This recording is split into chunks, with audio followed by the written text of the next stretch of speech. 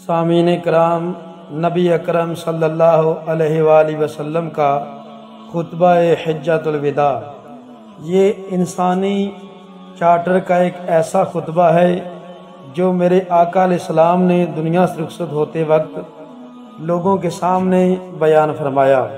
کم از کم اس وقت 1,24,000 صحابہ کرام کی تعداد موجود تھی جن کے سامنے میرے آقا نے یہ جامع خطبہ ارشاد فرمایا۔ اس رسول اکرم صلی اللہ علیہ وسلم نے اپنی زندگی کا یہ آخری حج فرمایا۔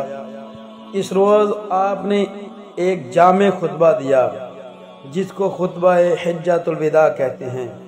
26 ذوالقعدہ 10 ہجری کو آپ نماز ظہر کے بعد مدینہ منورہ سے نکلے، نماز عصر ذوالحلیفہ میں پڑھی، وہاں پہنچ کر 2 رکعت نماز عصر پڑھی اور رات وہیں گزاری۔ پھر میرے رسول صلی اللہ علیہ وآلہ وسلم جب میدان عرفات میں پہنچے تو آپ نے وہاں ایک جامع خطبہ دیا۔ سامعین، جس کے نکات یہ تھے: نمبر 1، میں تم کو عورتوں کے بارے میں خبردار کرتا ہوں، ان پر ظلم نہ کرو، اللہ نے ان کو تمہاری حفاظت میں دیا ہے، ان کے رزق کا خیال رکھنا، ان کے لباس کا خیال رکھنا اور ان کی عزت کی حفاظت کرنا تم پر فرض ہے، خبردار رزق کے ڈر سے ان کو قتل نہ کرنا۔ نمبر 2، غلاموں کے بارے فرمان فرمایا، تمہارے غلام تمہارے بھائی ہیں، ان سے اچھا سلوک کرو، جو تم خود پہنو ان کو پہناؤ، جو خود کھاؤ ان کو کھلاؤ، ان کی طاقت سے زیادہ ان سے کام نہ لو، اگر طاقت سے زیادہ کام لو تو ان کے ساتھ ان کی مدد کرو۔ نمبر 3، سود کی حرمت فرمایا، سود تم پر حرام ہے، نہ خود کھاؤ نہ دوسروں کو کھلاؤ۔ فرمایا، بعض کے جس چیز پر پیسے ہیں سب معاف ہیں۔ فرمایا، میں معراج کی رات جب عرش پر گیا تو میں نے دیکھا کچھ لوگوں کے پیٹ میں سانپ اور بچھو ڈس رہے ہیں۔ میں نے پوچھا، جبرائیل یہ کون لوگ ہیں؟ تو آپ نے فرمایا، یہ سود خور کا انجام ہوگا۔ اور انسانوں کے حقوق فرمایا، تم سب آدم کی اولاد ہو اور آدم مٹی سے بنے تھے، کسی عربی کو اجمی پر اور اجمی کو عربی پر، کسی گورے کو کالے پر اور کالے کو گورے پر فضیلت حاصل نہیں سوائے تقوی کے۔ ایک دوسرے کے جان اور مال کی حفاظت کرو۔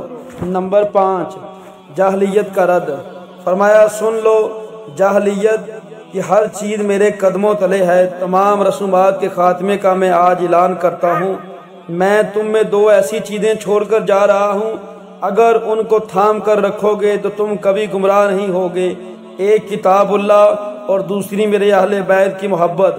نمبر 6، توحید کا حکم فرمایا، اللہ کی عبادت کرو، اس کے ساتھ کسی کو شریک نہ کرو، راتوں کو اٹھ کر عبادت کرو، اپنی دعاؤں میں اللہ کو زیادہ یاد کرو، اللہ کی رضا کو حاصل کرنے کے لیے اپنے نفس کو بہتر بناؤ۔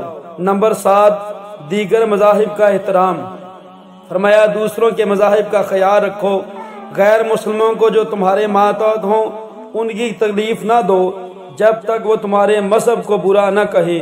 نمبر 8، بیٹیوں سے حسن سلوک فرمایا، اپنی بیٹیوں کو حسن سلوک سکھاؤ، ان کو جائیداد میں حصہ دار بناؤ، رزق کی کمی کی وجہ سے ان کو قتل نہ کرو، بیٹی سے محبت کرو، جس نے بیٹی سے حسن سلوک کیا وہ جنت میں میرے ساتھ ان 2 انگلیوں کی طرح کھڑا ہوگا۔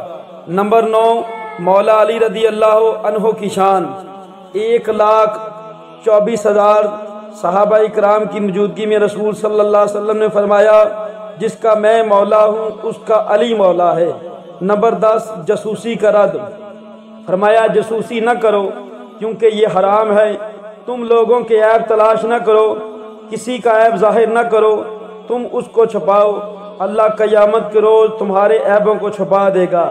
نمبر 11، امانتوں کی حفاظت لوگوں کے مال اور امانتیں ان کو واپس کرو، کسی کو تنگ نہ کرو، کسی کا نقصان نہ کرو تاکہ تم بھی محفوظ رہو۔